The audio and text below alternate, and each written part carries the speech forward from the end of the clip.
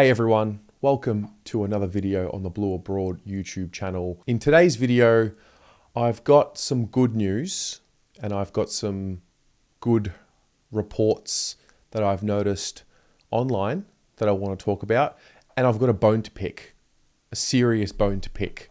So I'm going to split this up, start with the good and what's working, and then end with the bad and what's not working. So firstly, a number of reports from a number of well-respected journalists in the industry. Now, the first one is from Glenn McFarlane, who has reported that Jacob Weitering is set to sign a contract extension, which will see him tied to the Blues until about 2031. Thanks to Up the Baggers on X, it helps a lot that he sifts through a lot of the quotes and puts them online for us. So this is great news. It's not the first time it's been reported. Riley Beveridge has reported it. It's starting to get some traction. We heard yesterday from Jacob Weitering, who actually spoke the day before to Jared Waitley on SEN. And really, it just seems like we're waiting to see what happens in trade period before that gets finalized. So tick the box, that's fine. But another positive affirmation that Jacob Weitering is going to be signing the contract extension. Great, good stuff. Okay, now that that's out the way, I've got the bone to pick now. And it's twofold. There's two bones I want to pick, actually. I lied. I said I had a bone. I have two bones to pick. The first one is around salary inflation and the way that it's reported and the way that a seed can get planted in our heads around what a player is getting paid and how it becomes factual over time. And without any mechanism to fact check, we take it as gospel. So let me give you an example. Let's start with Zach Williams. So take a listen to this. This is from Mitch Clear on the Tradies podcast, talking with my man, Sam McClure. Then you've got Zach Williams, who, doing the numbers on this today, I think he could be in, well, at least on the podium, if not the highest paid small forward in the history of the game next year. So comes in on, he's not even a forward, $900,000 a year in ballpark. Now, I don't claim to know whether he's got the TPP uprise in that, but if he's got part of the uprise, that's pushing $1 million a season for 6 years. And he's still got, 2 years to run on that contract, Zach Williams, that he signed when they saw him as a halfback who could go into the midfield. Caught the injuries, halfback, didn't work out as they would have liked. He's gone forward, and I expect him to be given a preseason as a small forward this year to see if he can learn his craft that way. I think Charlie Cameron would be around that. Tom Papley, close to that, I reckon. But he could be in the conversation for the highest paid small forward ever if he goes around in that role next year. Okay, so all of a sudden, 900,000 is the ballpark figure.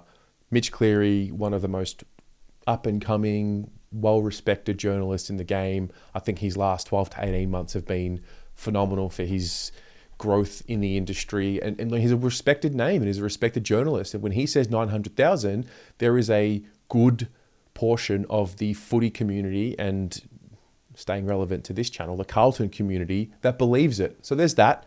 Then I want to take a look at Zach Williams' reported salary via the Herald Sun in 4 different years. So you've got 4 different years where he's ranked, and they come out every year with their predicted salary, and you'll see that it changes, but more or less, it's somewhere between 700 and 825,000, depending on which year you're looking at. Again, thanks to Up the Baggers for tweeting this. So you've got the Herald Sun, you've got Mitch Cleary, you've got 700, 725, 800, 820, and then you've got 900,000. And it just inflates things. And I think they use the figure for Zach Williams in particular, depending on what their argument is about Carlton or what their contention is about Carlton at the time, in their favour. So for example, if they're talking about a salary cap squeeze, they'll quote that, Tom DeConing's contract's coming up, Jacob Weitering's contract's coming up, and only then do they report Zach Williams' salary in the higher bracket.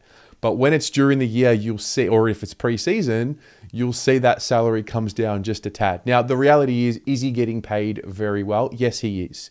Is the contract a good contract? My opinion is that it's not. It's not a good contract. It's not a contract where we're getting the value equal to the production on the field. But fair is fair. It's not $900,000. And I think that is just something that irks me. Then there is Jacob Weitering. Let's touch on Jacob Weitering just for one more reason. Now, again, we're talking about salary inflation and the way that it's reported. This was from the midweek tackle again. Now, I don't have the video of it, but I'm going to read out the quote. So again, Glenn McFarlane is having a conversation with Jay Clark, and Glenn says, this is where the tightness comes in regarding the salary cap. This is where the issues come in terms of 2025 and getting some players signed. He goes on to talk about Tom De Koning, but before that he says, I can tell you the Blues are edging closer to completing the first domino, and that would be Jacob Weitering. He's going to sign a new deal soon. It's very close, but there's a few things holding it up. It'll get done. We know it'll get done. 2031, so it's going to be a 6-year extension. So in that sense, it's a long-term deal. He goes on to talk about Tom De Koning and the need to eventually re-sign Adam Chera, Adam Saad, etc. Jay Clark then makes a comment around Jeremy McGovern, and the context was what Jacob Weitering would be paid. And he says, West Coast paid Jeremy McGovern $1.2 million a year. So it'll be interesting to see where that figure comes out. It's going to be a 7-figure salary for Jacob Weitering. Glenn then replies, it's got to be $1 million. Has to be. Does it? Does it have to be $1 million?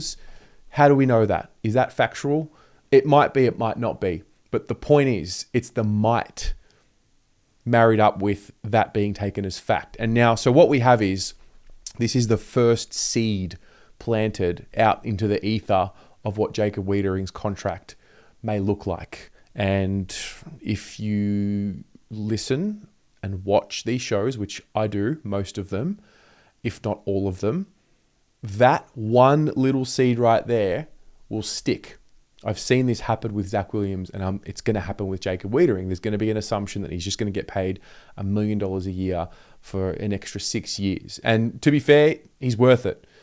Jacob comes out and says earlier in the year, and I did play this clip in a previous video, around the boys have gotten together, made a pact. They're going to sacrifice some salary in order to win a premiership or premierships. So, and that's come from Jacob's mouth specifically. So it's just really interesting how figures get floated out there and then taken as fact, depending on when those facts are needed and depending on what story is written or spoken about.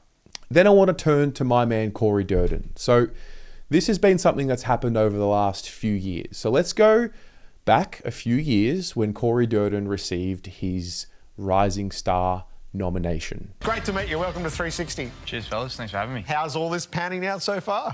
Whoa. Here I come. Oh, here I come. I remember seeing this at the time, and that's Lockie Fogarty up on screen. That's AFL 360. That is the premier show and the premier channel for footy content in the world. Fox Footy. That's it right there.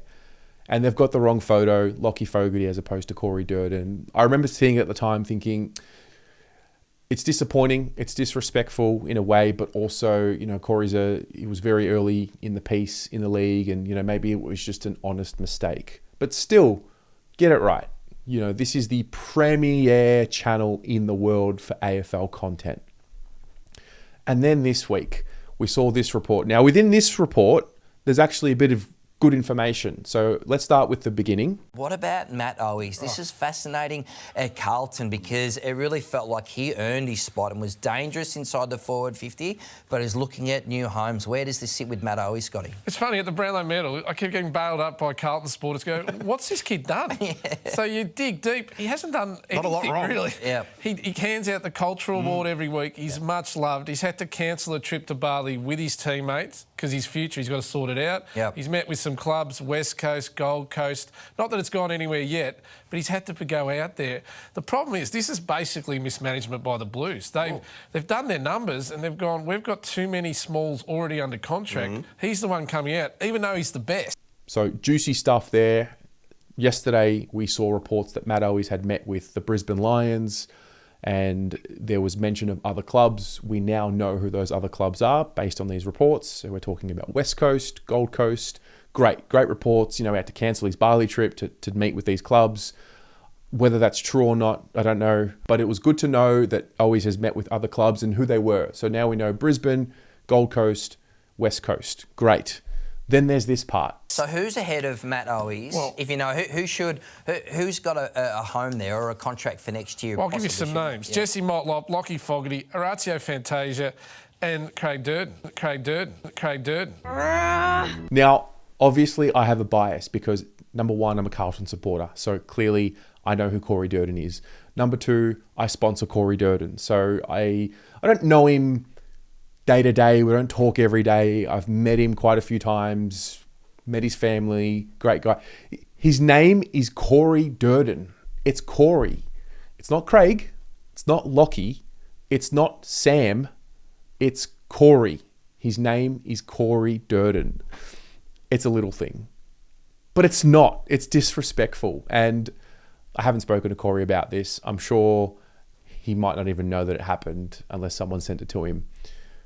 But I care. I think it's disrespectful. I get up in arms when people spell my name wrong, let alone say it wrong. And I just wonder, how does it happen?